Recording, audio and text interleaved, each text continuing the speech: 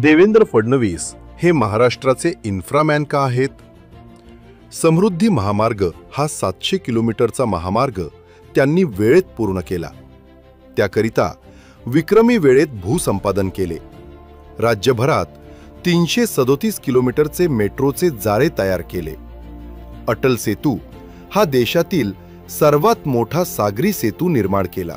देवेंद्र फडणवीस यांच्या संकल्पनेतले शक्तीपीठ महामार्ग आणि वाढवण बंदर असे भव्य प्रकल्प लवकरच अस्तित्वात येणार. त्यांच्या घोषणा सरकारी कागदपत्रांपुरत्याच मर्यादित राहिल्या नाही, तर स्मार्ट सिटीज, गावांना शहरांशी जोडणारे रस्ते, मल्टी मॉडेल हब्स, बंदरे यासारखे प्रकल्प प्रत्यक्षात उभे राहिले.